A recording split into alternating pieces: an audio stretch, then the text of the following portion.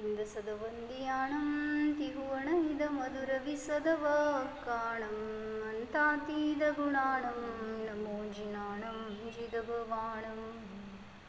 कुंदकुंदाचार्य भगवान की जय।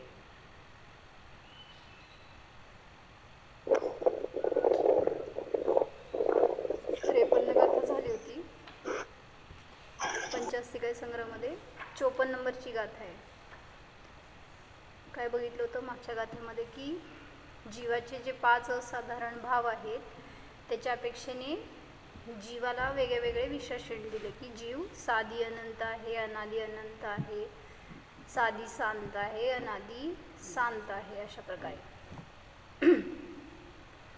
आता पुढे त्याच्याच अपेक्षेने अजून खुलासा करतोय. काय म्हणताय? जीवाचा अनादी अनंतपणा व साधी शांतपणा यातील विरोधाचा परिहार म्हणजे एक तर जीवाला अनादी अनंत म्हणा, नाहीतर साधी शांत म्हणा, दोन्ही म्हणताय तर विरोधी आहे असं शंकाकार विचारतोय. एकच वस्तू 2 रूपांनी कसं असू शकते? मग त्याच्यासाठी म्हणून खुलासा करतोय. एवं सदो विनाशो असदो जीवसहवदी उपादो इति जिणवरे हिंभणिदम् अन्योन्य विरुद्धम. काय सांगितलं?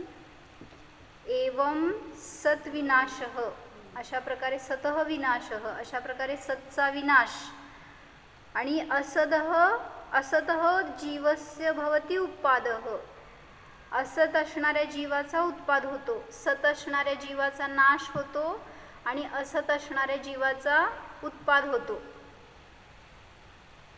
इदी जिणवरेही म्हणिदम, अशा प्रकारे जिनवरांनी जे सांगितलं ते अन्योन्य विरुद्ध असतानाही अविरुद्ध आहे असं म्हणायचं. अन्योन्य विरुद्ध कथन अविरुद्धच आहे. म्हणजे विरुद्ध असलं तरी, भासत असलं तरी सुद्धा ते विरुद्ध नाही. म्हणजे भलेही तुम्ही त्याला काय म्हणायचं, अनादी अनंत म्हणा नाहीतर साधी शांत म्हणा, तरी सुद्धा त्याच्यामध्ये विरोध येत नाही. ह्याच्यासाठी खुलासा करायला लागले. काय सांगितलं? ही सेम गाथा घेतली आहे ना.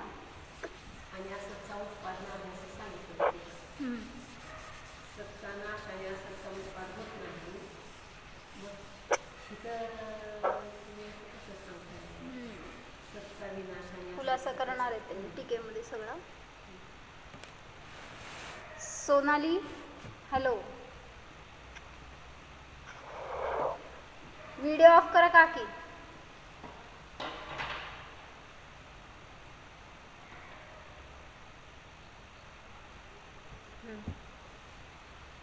काय सांगायचं होतं? ही द्रव्य आहे तो अनादी अनंत आहे, सत आहे.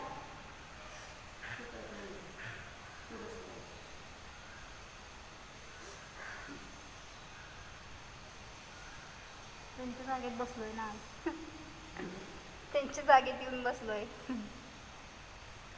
द्रव्य म्हणा नाही तर सत म्हणा. बोर्ड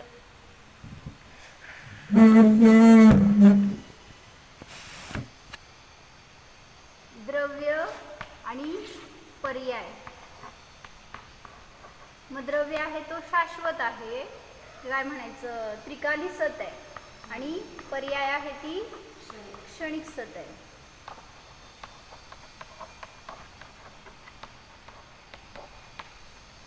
मग इथं दिसतंय का बोर्डवरचं?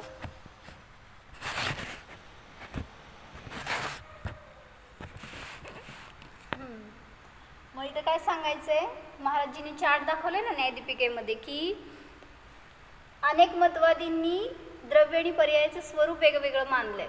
मग त्याच्यासाठी त्यांनी कसं घेतलंय, एकानी द्रव्य मानला पण पर्याय मानली नाही, एकाने द्रव्य नाही मानलं म्हणजे शाश्वत सत नाही मानलं तर त्रिकाली ह्याला लोप करून क्षणिक सतच मानलं. कोणीतरी द्रव्य मानलं आणि पर्याय मानलं पण दोन्ही निरपेक्ष मानले. तर ही तिन्ही पण मतं सांगितलं की चुकीची आहेत. कोण आहेत हे? द्रव्य मानणारे सांख्य झाले. फक्त द्रव्याचंच अस्तित्व मानतात, पर्याय मानत नाही. म्हणजे द्रव्य सर्वथा नित्य आहे मानणार. आणि जे बौद्ध मतवादी आहेत त्यांनी द्रव्य सत आहे हे मानतच नाही, पर्याय रूपच द्रव्याला मानतात. त्यामुळं बौद्धांचं मत सुद्धा चुकलं. आणि तिसरं कोण आहे, जे की सर्वथा निरपेक्ष मानणारे असे कोण, वैशेषिक. म्हणजे द्रव्य आणि पर्याय तर मानली, पण ते दोघं पण निरपेक्ष मानलं. त्यांचा काय एकमेकांशी संबंधच नाही. मग जिनमतामध्ये जे सांगितलं की हे परस्पर सापेक्ष आहेत द्रव्य आणि पर्याय, तर हे जिनमतच योग्य आहे.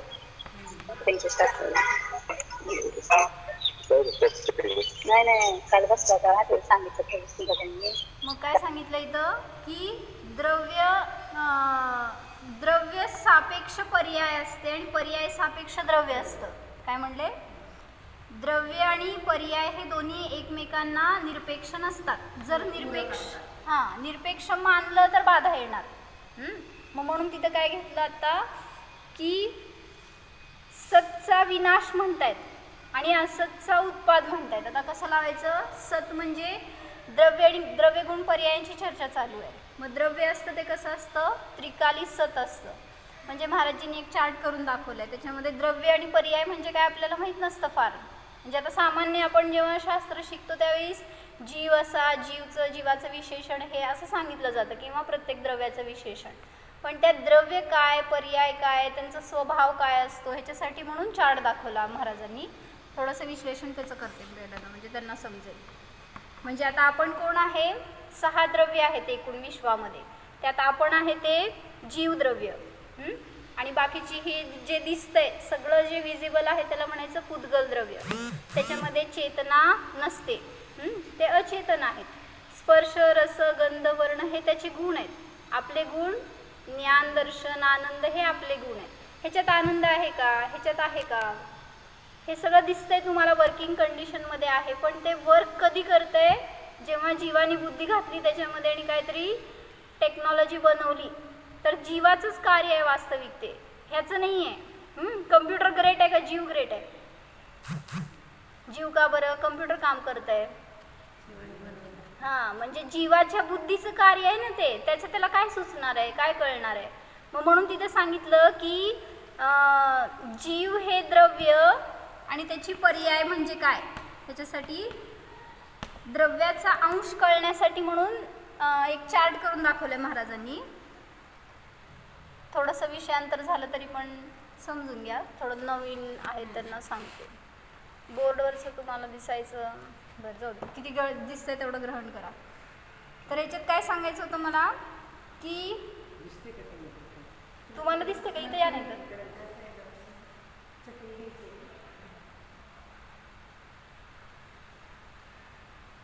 ते बालक तरुण वृद्धचं उदाहरण सांगू म्हणजे कळेल. मग द्रव्यदृष्टी आणि पर्यायदृष्टी दाखवली ना. मग ह्याच्यामध्ये पहिल्यांदा कसं घेतला, कोणीतरी बालक आहे आणि त्या बालक ही पर्याय आहे त्याची. वर लिहू का, दिसणारच नाही खाली. समजलं ना एवढं काय सांगायचं ते. हे पहिल्यांदा म्हणजे याच्यामध्ये आता आम्ही घेतलं की द्रव्य सतायास एकांनी मानलं, पर्याय मानलीच नाही. हे आहेत सांख्य मतवादी. जे बौद्ध मतवादी आहेत त्यांनी द्रव्य निरपेक्ष पर्याय मानले. मग त्यामुळं तिथं द्रव्याचं अस्तित्वच मानलं नाही, म्हणून त्यांचं मत सुद्धा चुकलं.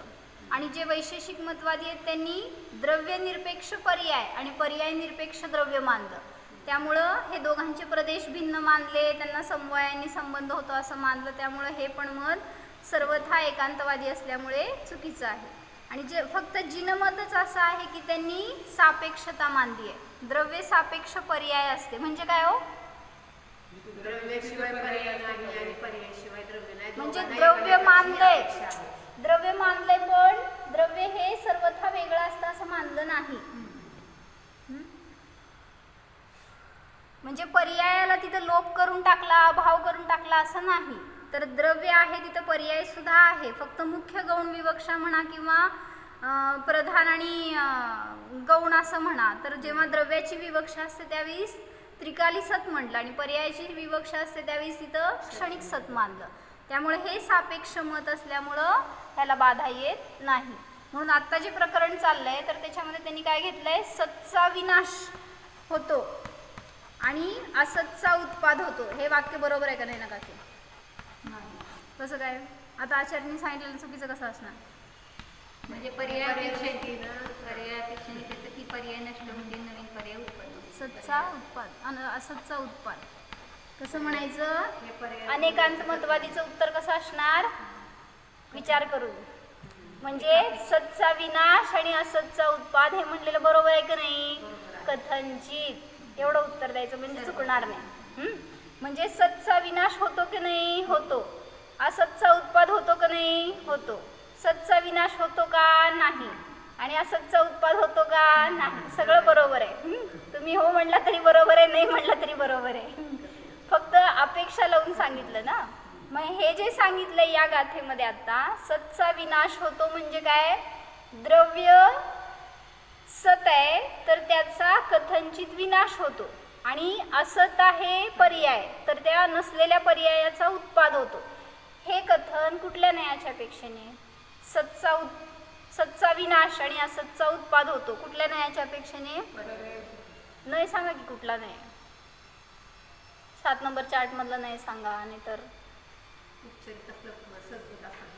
नाही 7 नंबर चार्टच्या अपेक्षेने कुठला नाही आहे हा? सतचा विनाश होतो आणि असतचा उत्पाद होतो.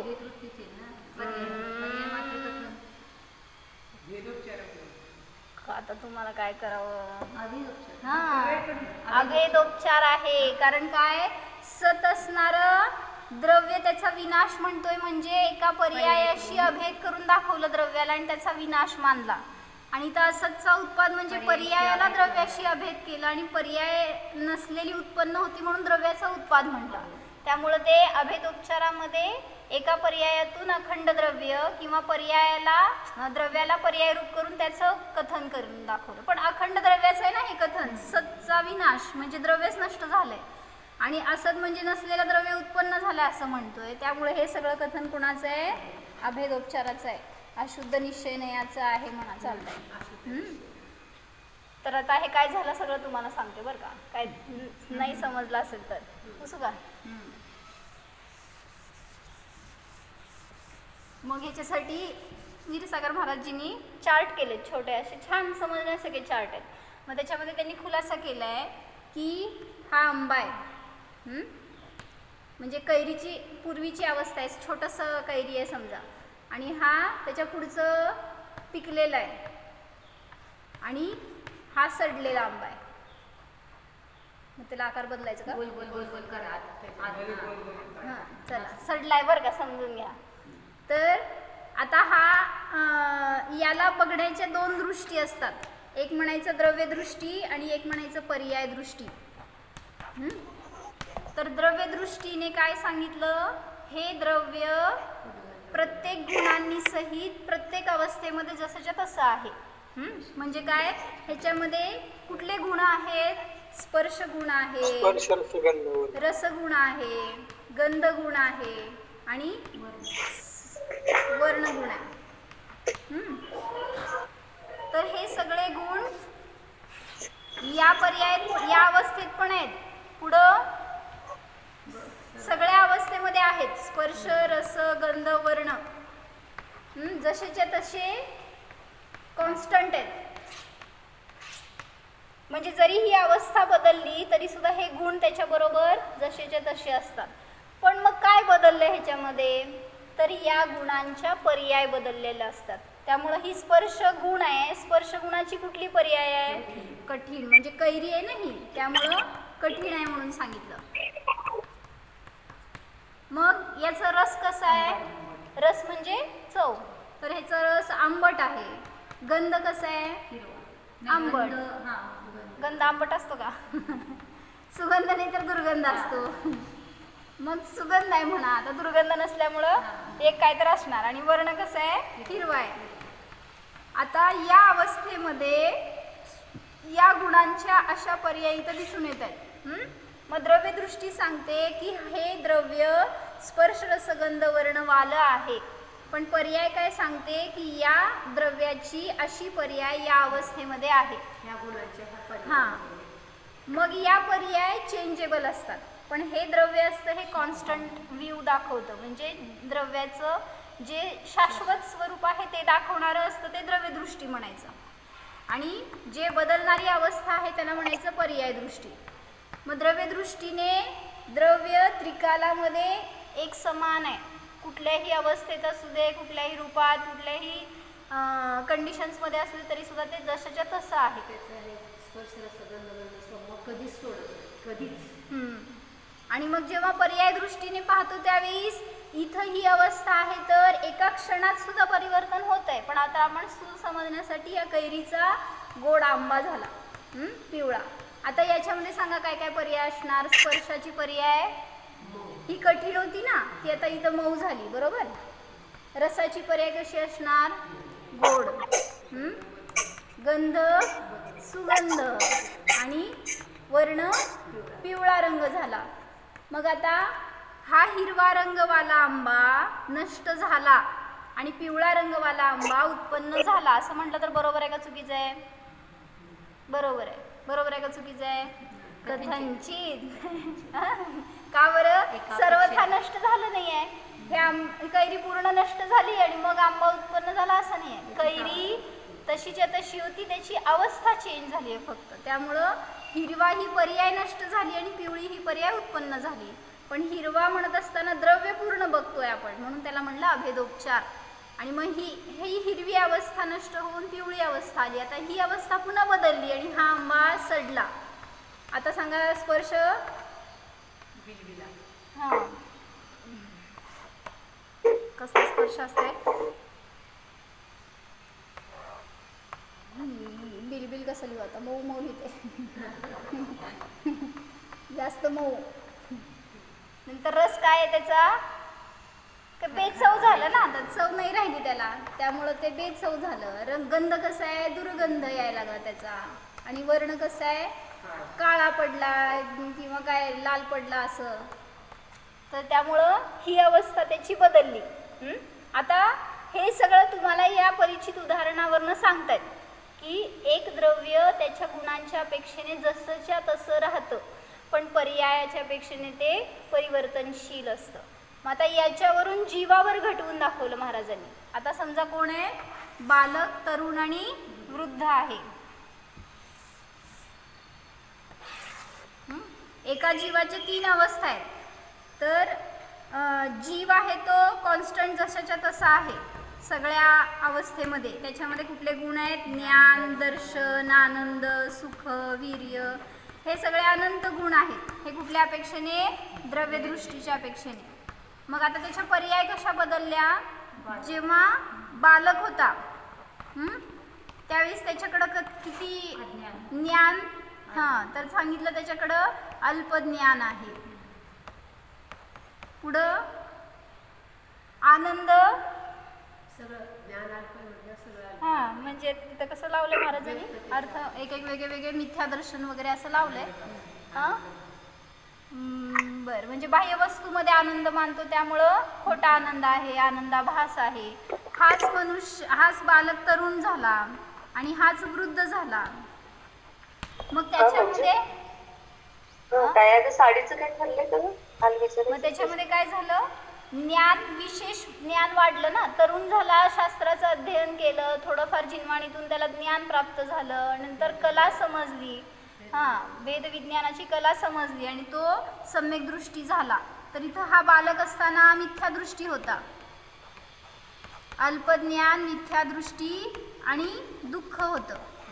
प्रत्येक गोष्टीमध्ये तो अशांती मानायचं स्वतःला आणि काही ना काही इच्छा असायच्या, त्यामुळे ते दुःखी होता. आणि मग आता तरुण झाल्यावर या अवस्थेमध्ये विशेष ज्ञानाचा क्षयक्षम वाढला, त्यामुळं अल्पज्ञान होतं ते विशेष ज्ञान प्राप्त झालं किंवा ज्ञानी म्हणा त्याला, भेदविज्ञानी झाला. मिथ्यादृष्टी होता त्याचा वेळ होऊन सम्यक दर्शनाला प्राप्त झाला आणि आनंद भोगतोय.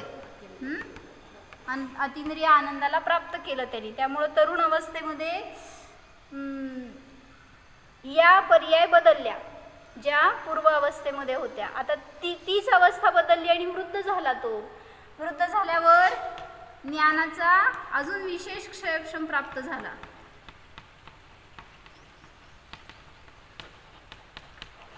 पुढं सम्यक दृष्टी होता तो मिथ्या दृष्टी झाला. हा सम्यक दृष्टीचं काय झालं? गती झाली. क्षयिक सम्यक दर्शन झालं. क्षयिक सम्यक दर्शन झालं होय तुम्हाला. पण आता महाराजांनी ते ह्याच्यात दाखवलंय ना, ऍक्सिडेंट झाला आणि तो पडलाय आणि त्याच्यात दुःख मानतोय. मग त्याचं सम्यक दर्शन होतं ना, समजा नष्ट झालंय, काय म्हणायचं, च्युत झालंय सम्यक्त्वातून आणि शरीराच्या दुःखाला स्वतःचं दुःख मानतोय.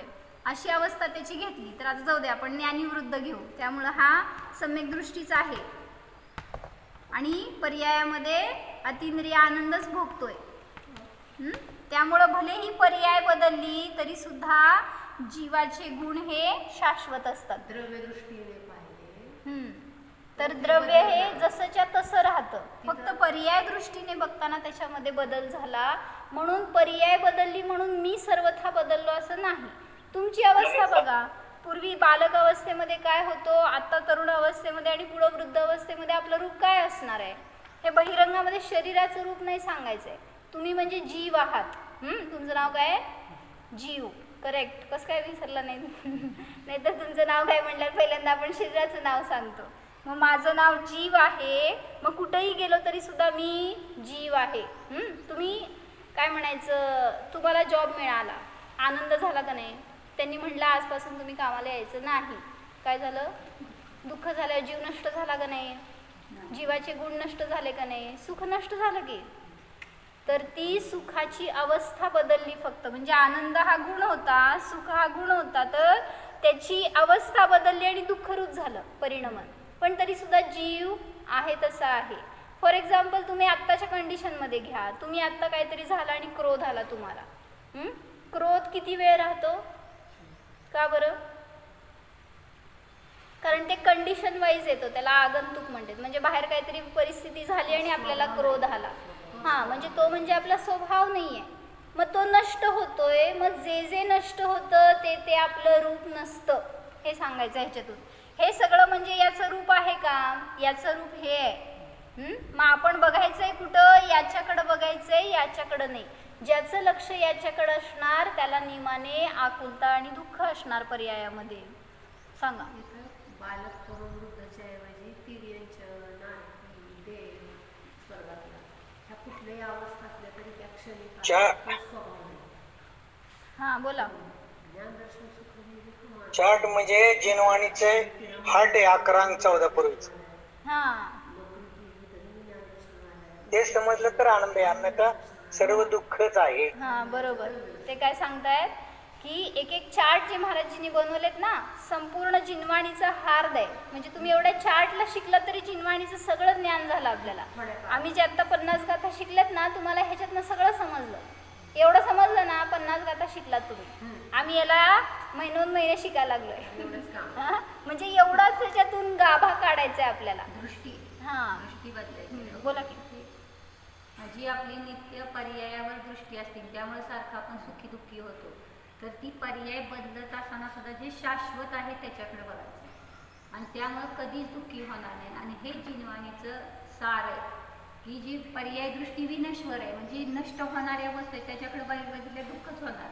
म्हणजे जे डोळ्यांना दिसतंय ते सगळं विनश्वर आहे. आत्मा फक्त शाश्वत आहे. म्हणजे मी शाश्वत आहे. पण मी स्वतःकडे कशाकडून बघितलं? शरीराकडून. त्यामुळे नित्य दुःखी राहिलो आणि म्हणून जन्ममरण करत राहिलो. सगळ्यात मोठं दुःख ते. तर दुःखापासून कायमसाठी सुटायचं असेल तर ह्या शरीरापासून मी भिन्न शुद्ध आत्मा आहे आणि तो जसा आहे तसाच आहे. त्याच्यामध्ये बदल होत नाही आणि त्याच्याकडे दृष्टी राहिली तर शाश्वत सुखाला प्राप्त होणार. म्हणजे ते सुख कधीही नष्ट होणार नाही.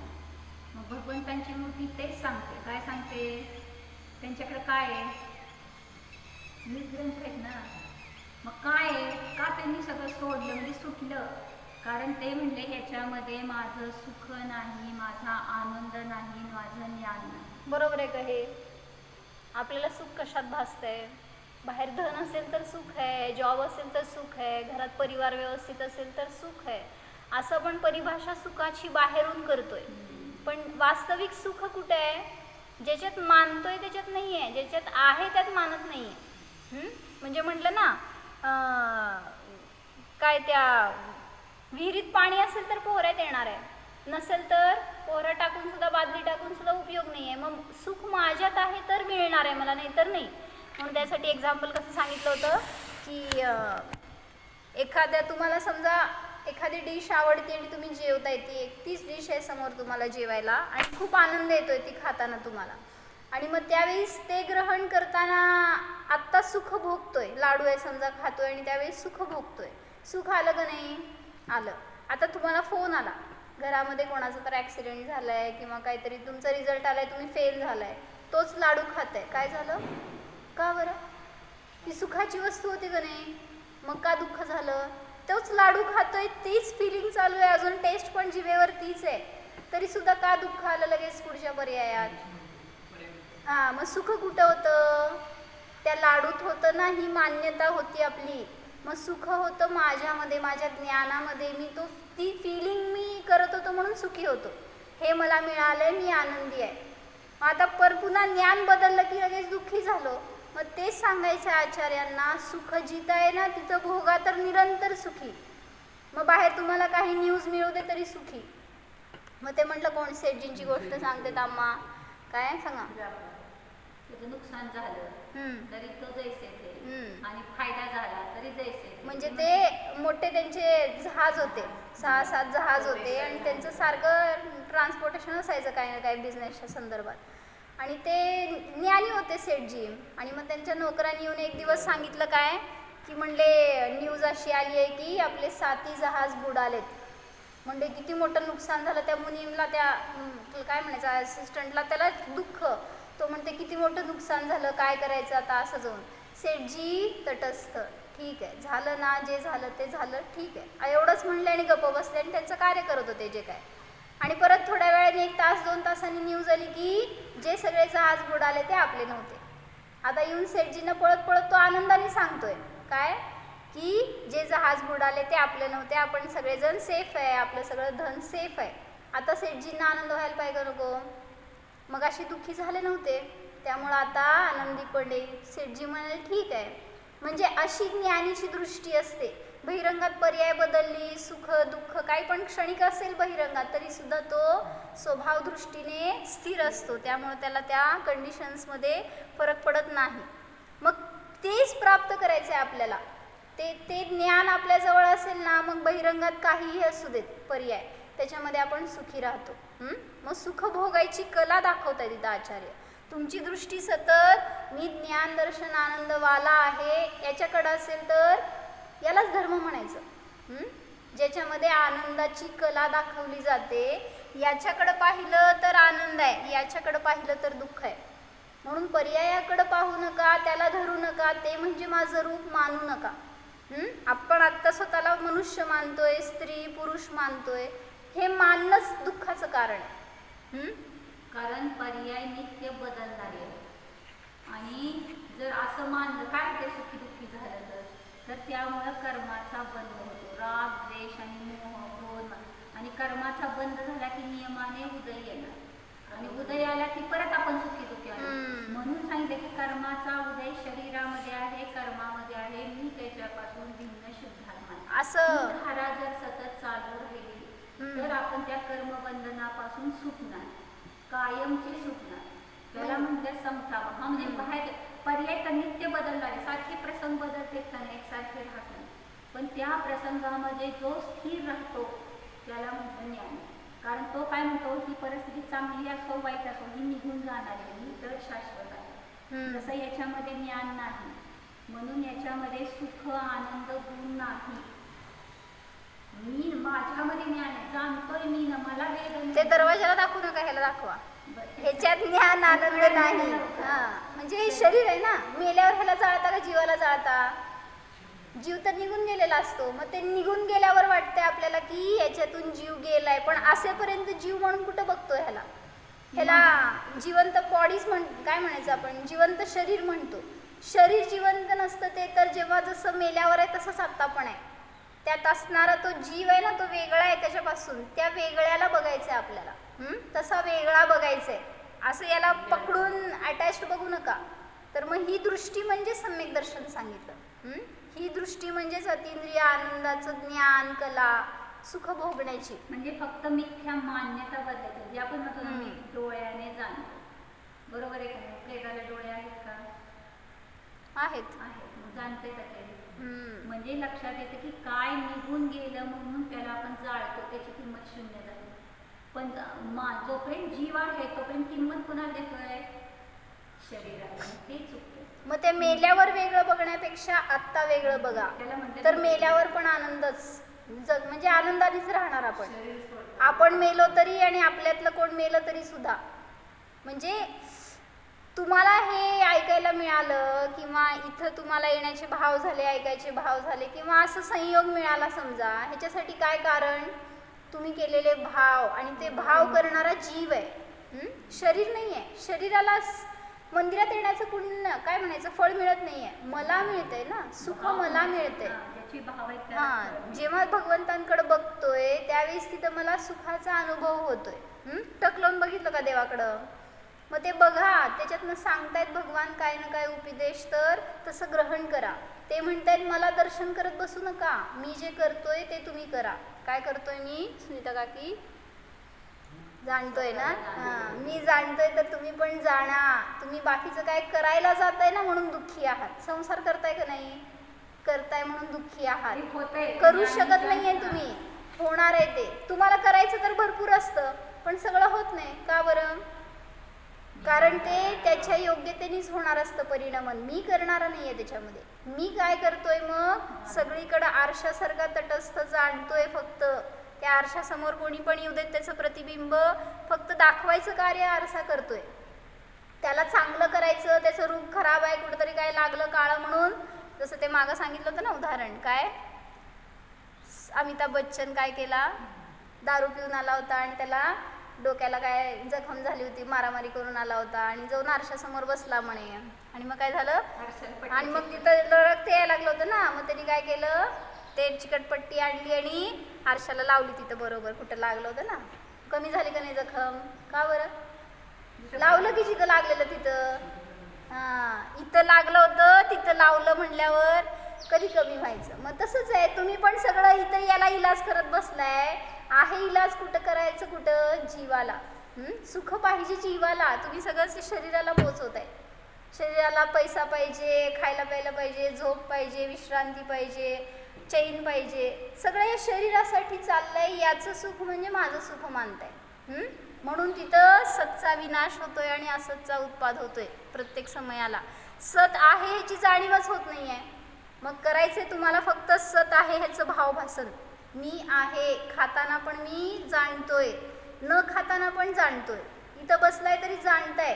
शब्द ऐकत नाही तुम्ही, शब्दाला जाणताय. म्हणून त्या शब्दाच्या पुढं जावा आणि तो मी आहे असं भावभासन करा. ज्ञानाचं कार्य. धर्म म्हणजे अवघड नाहीये. काय धर्म करतो आपण?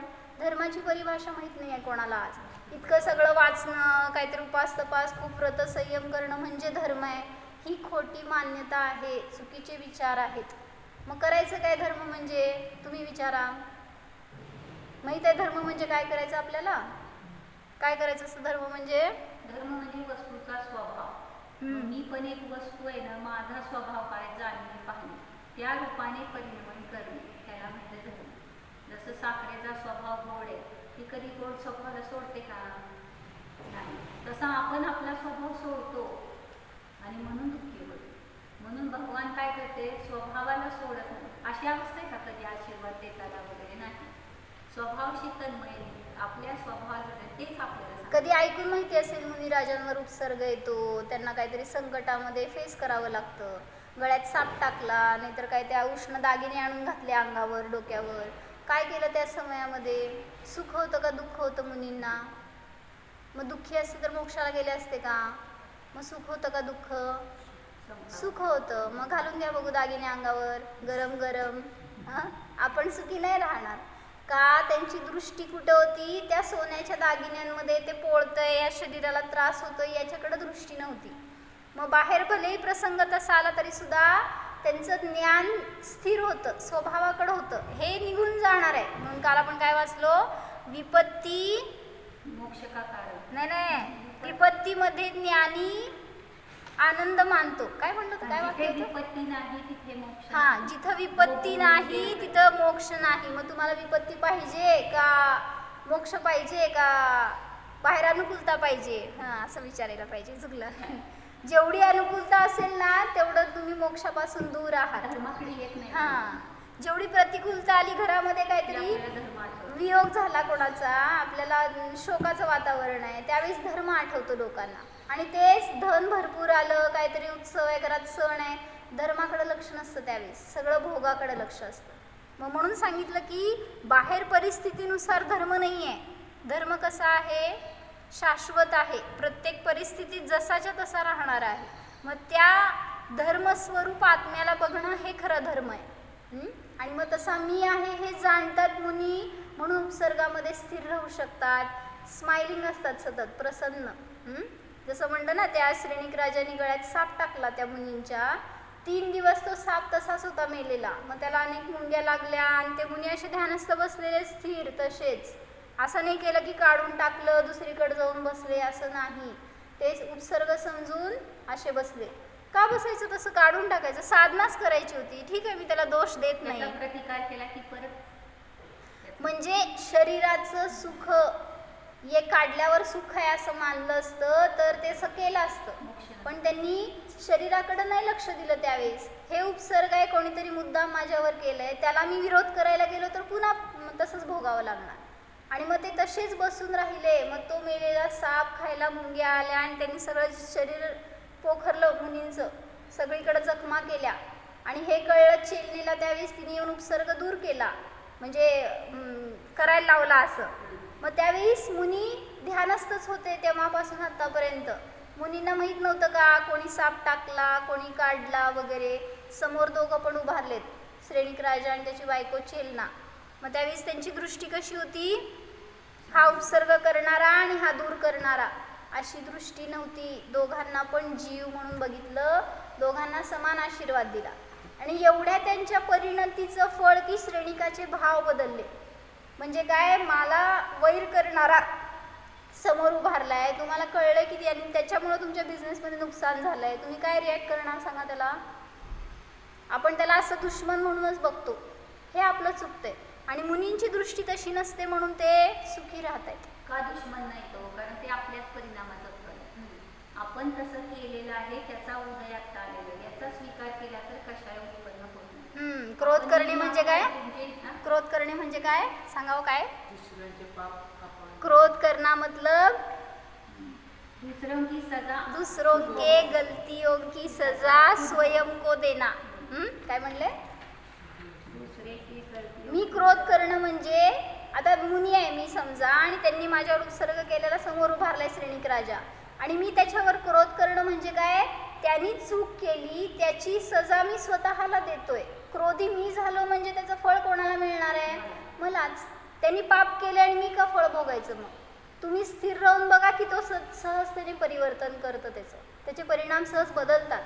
मग इथं सांगायचं होतं की या पर्याय अशा बदलणाऱ्या असतात. तुम्ही त्याला पाहिजे म्हणलं तरी तशी होणार नाही आणि नको म्हणलं तरी तशी बदलणार नाही. जे व्हायचं परिणामन ते तसंच होणार आहे. म्हणून याला बदलायला जाऊ नका, याला सुधारायला जाऊ नका. इथं बघा तर तिकडं सुधारणा सहज होणार. की नियमाने दुःखच आहे, कोणी सुखी राहणार. तिकडे बघितलं तर सर्व सुखी. आणि मग सगळ्या म्हणून तर अन्यमतीमध्ये सांगितलं इकडं दृष्टी आहे. आणि हा विषयच माहीत नाही आहे, हा खरा विषय आहे. तुम्ही कोण आहात? ज्ञान दर्शन आनंदवाला पिंड मी आहे, असं बघत राहा ना. तुम्ही कुठं दुकानात असला तरी सुद्धा बघायला बाधा नाही आपल्याला. मग तिथं पण आपला धर्म चालू आहे. मंदिरात आल्यावर इथं बसल्यावर ध्यान करतानाच धर्म असतो असं नाही. मग ज्याला कळला ना विषय, कुठंही असला तरी सुद्धा, तुमचं नाव काय म्हटलं होता? रोहन म्हटल्यावर तुम्हाला झोपेत असताना पण आठवण येतं का नाही, मी रोहन आहे? कोणी हाक मारली, कुठं तर तुम्ही लक्षणीय दुसरीकडे चाललाय, मागून हाक मारली तरी तुम्हाला मी रोहन आहे हे भावभासना आहे ना. तसं मी जीव आहे हे सतत भावभासना ठेवा. रोहन नाही आहे, मी जीव आहे. मग हा धर्म आपण कुठंही कधीही कितीही करू शकतो आणि त्याचं फळ आपल्याला आहे. म्हणून भावभासना करा तर आनंद आहे. नाहीतर पर्यायाकडे दृष्टी असेल तर सतत आजपर्यंत दुःख भोगलोय आणि परत दुःखच भोगणार. त्या कायम नाही. मग इथं सांगितलं सतचा विनाश आणि असतचा उत्पाद होत आहे असं सांगतायत ना. मग आता हा अल्पज्ञानी बालक आहे. तर अल्पज्ञानी बालकाचा नाश, सतचा नाश म्हणत असताना, आणि असतचा उत्पाद म्हणजे ही तरुण अवस्था उत्पन्न झाली, पण तरुण अवस्था नाही, द्रव्य उत्पन्न झालं. मग त्यामुळं पर्यायाकडून द्रव्याचा दाखवला नाश आणि पर्यायासहित द्रव्याचा उत्पाद दाखवला. सतचा विनाश आणि असतचा उत्पाद हे पर्याय आगम भाषेच्या अपेक्षेने द्रव्यार्थिक आहे आणि अध्यात्म भाषेच्या अपेक्षेने पर्यायार्थिक नाही आहे तो. कारण अभेदोपचार हा पर्यायार्थिक नाही म्हणला जातो अध्यात्मापेक्षेने, कारण पर्यायाला धरून सांगतोय. मग द्रव्याचाच उत्पाद होतो आणि द्रव्याचाच नाश होतो. ह्याला म्हणलं सतचा विनाश आणि असतचा उत्पाद. मग असं म्हणलं तरी सुद्धा जिनवाणीमध्ये बाधा येत नाही, कारण तिथं आम्ही स्थिर रूपाने हे द्रव्य सत मानलेलं आहे. म्हणून कुठलंही द्रव्य असू दे हे सत आहे. कथनचित त्याचा विनाश म्हणलं आणि कथनचित द्रव्याचाच उत्पाद म्हणलं. पण जेव्हा पर्यायाकडे न लक्ष देता द्रव्याकडे बघतो त्यावेळी सतचा कधीही विनाश होत नाही. म्हणजे नसलेलं द्रव्य उत्पन्न होत नसतं. पूर्वभावात तुम्ही कुठं होता की नव्हता? होता. इथून मेल्यावर पुढच्या भावात जाणार की नाही? मग जीव नवीन आला का तोच आहे? मग त्याला म्हणायचं सतचा विनाश होत नाही. पूर्वी जरी मेलाय पर्यायामध्ये त्या, तरी सुद्धा जीव मेला नाही. जीव फक्त एका खोलीतून दुसऱ्या खोलीत आलाय, एका शरीरातून दुसऱ्या शरीरात आलाय. त्यामुळं सतचा विनाश नसतो आणि असत म्हणजे नसलेल्याचा उत्पाद नसतो होत. या पर्यायात जन्मला म्हणजे नवीन जीव उत्पन्न झाला असं नाही. तोच जीव आहे, फक्त पर्याय बदलली म्हणून पर्यायाकडून सतचा विनाश आणि असतचा उत्पाद दाखवू शकतो. पण द्रव्यदृष्टीने त्याच्यामध्ये सतचा नाश आणि असतचा उत्पाद कधीही होत नाही. हे समजल्यावर भय असतात. काय होईल का तर ते मरण भय संपलं. मेन भय असतं ना सतत, आणि भय असलं तर धर्म करू शकत नाही आपण स्थिरतेने. मग भय नष्ट होण्यासाठी माझा नाश होणार नाही. पर्याय बदलणार, ते न बदलणं माझ्या हातात नाही. त्याची ठरलेली योग्यता, आणि पूर्वी बांधलेलं आयुष्य त्या शरीरात किती काळ राहणार ते पूर्वी बांधलेले, त्याच्यात आता मी नाही बदल करू शकत. पण ते ठरलेले तेवढं राहणारच. तुम्ही बाहेर उपाय करा नका करू, ते काही विकल्प आहे त्याप्रमाणे. पण मान्यता काय पाहिजे? मी तर अशरीरी परमात्मा आहे, मी अनादी अनंत आहे, मरणारा नाही. या जशी चिंतन तशी पर्याय. आपण चिंतन करा मी मरतोय काय, मी मरतोय, मी मरायला लागले. म्हणजे शरीराकडेच लक्ष असेल तर मरणाचा सतत अनुभव होणार, आणि तिथं मेलो तरी सुद्धा मी जीव सतत राहणार आहे ह्याच्याकडे दृष्टी असेल तर मरणाचं पण भय राहणार नाही. ज्ञानीच्या अज्ञानीच्या असा फार फरक दिसणार नाही. पण ज्ञानीची ही मान्यता बदलली. सुख माझ्यातून येतंय, ज्ञान माझ्यातून येतंय, आणि अज्ञानी मानतोय बाहेरून येतंय. तुम्हाला बॉसचं दुःख आहे का नाही? म्हणजे तुम्ही जिथं राहता तिथं, जिथं काम करताय तिथं त्यांचं काय त्रास आहे का तुम्हाला?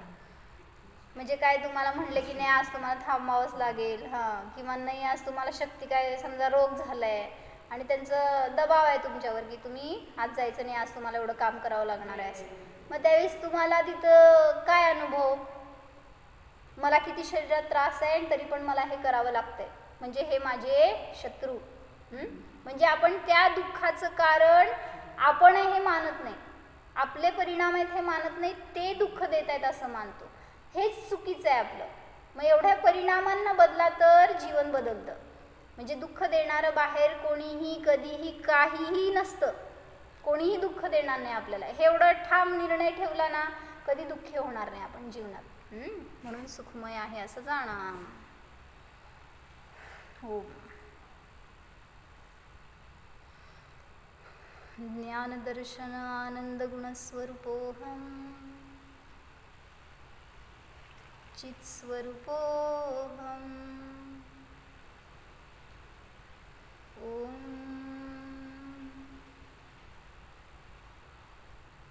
विसर्जन. नमो अरिहंताणं नमो